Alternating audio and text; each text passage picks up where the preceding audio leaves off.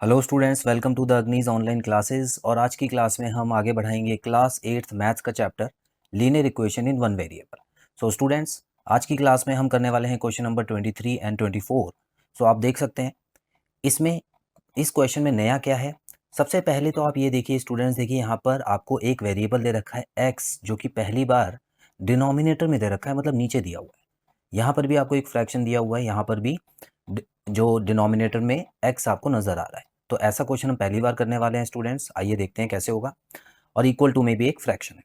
तो स्टूडेंट्स, यहाँ पर अभी तक मैंने आपको एक क्वेश्चन ऐसा कराया था जिसमें डिनोमिनेटर में x था, और मैंने कहा था कि आप दोनों साइड्स को पलट सकते हैं एक साथ। मतलब अगर आप चाहें तो यहाँ पर इन दोनों को पलट दीजिए और यहाँ पे पलट दीजिए, तो ऐसे क्वेश्चन हो सकता है। लेकिन स्टूडेंट्स, उस क्वेश्चन में और इसमें एक फ़र्क था। उस क्वेश्चन में यहाँ पर सिर्फ और सिर्फ एक ही टर्म थी इस तरफ, ठीक है। फॉर एग्जाम्पल मान लेते हैं अगर ऐसा होता सिर्फ, ठीक है, इतना ही क्वेश्चन आपको नजर आ रहा होता, तो आप क्या करते, वो काम कर सकते थे बड़े सिंपल तरीके से। लेकिन यहाँ पर आपको दो टर्म्स नजर आ रही हैं, बीच में माइनस का साइन है, तो कभी भी ऐसा करने की मत सोचना कि आप सबको पलट दो, गलत हो जाएगा आपका। आपको क्या करना होगा स्टूडेंट्स, हमेशा पहले इसका एलसीएम लेना होगा और उसके बाद ही आप इसको सॉल्व कर पाएंगे आगे। तो आइए देखते हैं कैसे होगा।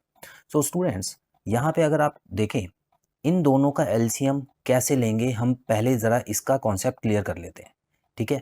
अब आपको ये लग रहा होगा ये एक्स का एलसीएम तो हमको आता नहीं है। तो स्टूडेंट्स देखिए, एलसीएम हमेशा कैसे लिया जाता है, याद होगा आपको, इसी तरह से लिया जाता है ना।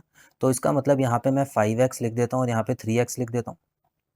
अब मुझे फैक्टर्स निकालने होते हैं, तो सबसे पहले चलिए मैं यहाँ पे 3 लिख देता हूँ, क्योंकि 3 से एक नंबर डिवाइड हो रहा है। तो 3 से अगर मैं इसको डिवाइड करूंगा तो ये तो होगा नहीं, तो यहाँ पे तो 5x हो जाएगा। और 3 से इसको डिवाइड करूंगा तो 3 तो कट जाएगा, सिर्फ x बचा। आई होप ये चीज़ क्लियर है।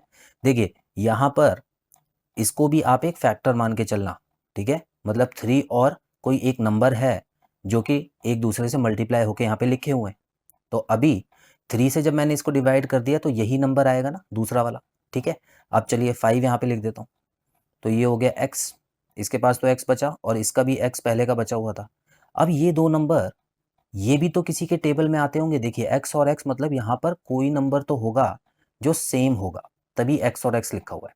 तो इसका मतलब स्टूडेंट्स ये दोनों x के टेबल में आते होंगे, तो इसका मतलब यहाँ पे फिर 1 आ जाएगा। इस तरह से इसका एलसीएम लिया जाता है। हालांकि इतना करने की जरूरत नहीं है, क्योंकि ये आपको कॉन्सेप्ट ऐसे ही क्लियर कर लेना है। तो इसका एलसीएम क्या आ गया स्टूडेंट्स, देखिए मल्टीप्लाई कीजिए, 3 5 15 और एक x, 15x आ गया, ठीक है। तो यहाँ पर बच्चे क्या गलती कर सकते हैं, उनको ये लगेगा कि ये दोनों नंबर मल्टीप्लाई होते हैं। देखिए ज़्यादातर एलसीएम में हम कैसे लेते हैं, नंबरों को मल्टीप्लाई करके, है ना। अगर को प्राइम नंबर होते हैं, एक दूसरे के टेबल में नहीं आते, तो उनको मल्टीप्लाई करके एलसीएम लेते हैं। लेकिन अब यहाँ पे क्या लिख देंगे बच्चे, 15x का स्क्वायर लिख देंगे। स्क्वायर मत लिख देना, गलत हो जाएगा, ठीक है। तो ये पूरा कॉन्सेप्ट मैंने आपको बताया है। चलिए अब हम आगे बढ़ते हैं।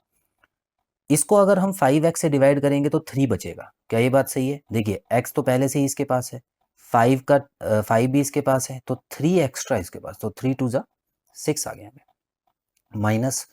उसी तरह यहाँ पर 5 बचा, 5 5 25 हो गया, इज इक्वल टू 1/15 हो गया स्टूडेंट्स।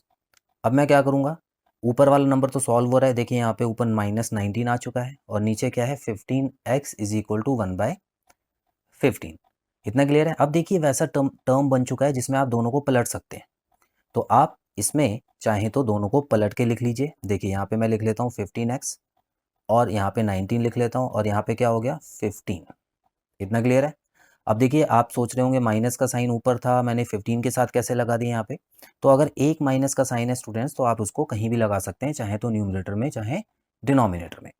अब कुछ नहीं बचा है क्वेश्चन में। अब मैं क्या करूँगा, यहाँ पे 15 लिखूंगा, 19 जाएगा ऊपर मल्टीप्लाई में, और -15 आएगा नीचे, ठीक है। अब स्टूडेंट्स यहाँ पे कंफ्यूज मत होना, यहाँ माइनस का साइन लगा हुआ है तो ये नहीं कि आप इसको यहाँ पे प्लस में भेज दो, नहीं। एक्स के साथ इसका क्या रिलेशन है, यहाँ पे ये देखा जाएगा। एक्स के साथ इसका रिलेशन है मल्टीप्लाई का, ठीक है। तो ये पूरा का पूरा फ्रैक्शन वहां जाएगा और डिवाइड हो जाएगा, मतलब पलट जाएगा, ठीक है स्टूडेंट्स। अब यहाँ पे देखिए 15 और 15 कट गया, तो यहाँ पे -1 बचा और यहाँ पे 1 बचा। तो x is equal to -19 answer हो सकता है, क्योंकि ये माइनस कहीं भी लिख सकते हैं, ऊपर या नीचे। तो -19 आंसर आ चुका है। तो इस तरह से आपको इसको सॉल्व करना है। चलिए एक और क्वेश्चन कर लेते हैं। अगला क्वेश्चन थोड़ा सा लेंदी है, देखिए ध्यान से, तो इसको भी जल्दी जल्दी करेंगे अब, ठीक है। कॉन्सेप्ट आपको मैं पहले ही क्लासेस में क्लियर कर चुका हूँ। जब भी ऊपर 2 नंबर हो ब्रैकेट में डालिए, अगेन ब्रैकेट, यहाँ पे ब्रैकेट नहीं डालना है आपको, यहाँ पे ब्रैकेट डाल सकते हैं। कैसे होगा, एलसीएम ले लेते हैं। चलिए इसको भी यहाँ पे भेज दें, इन दोनों नंबर्स को यहाँ भेज दें। चलिए देखिए ये हो गया बिल्कुल सेम, अपॉन 5 लिखता हूँ मैं, 4x + 2 अपॉन 3 लिख दिया। अब यहाँ पे माइनस इस वाले नंबर को पहले भेज देते हैं, 7x + 14 अपॉन 3 हो गया। और इस वाले नंबर को भी भेज देता हूँ क्योंकि इसमें भी x लगा हुआ है, और 5 जो है वो अकेला बच गया यहाँ पे। अब सबका एक साथ एलसीएम लेंगे स्टूडेंट्स, ठीक है। अब आपको एक्सपीरियंस हो चुका है क्वेश्चंस का, तो अब हम सारे एक ही साथ एलसीएम ले लेते हैं। 15 आएगा एलसीएम सबका। तो ये क्या हो गया स्टूडेंट्स, देखिए 17 - 3x 3 से मल्टीप्लाई होगा, और ये 5 से मल्टीप्लाई होगा, और ये भी 5 से मल्टीप्लाई होगा, और ये वाला नंबर 15 से मल्टीप्लाई होगा। तो 15 6 क्या होता है स्टूडेंट्स, 15 6 होता है 90x = 5 हो गया। अब मैं दो काम करूंगा, एक तो इनके ब्रैकेट्स भी खोल देता हूँ और 15 को वहाँ पर भेज भी देता हूँ। तो ब्रैकेट खोलने के बाद देखिए 17 3 क्या होता है, 51 होता है स्टूडेंट्स, ठीक है।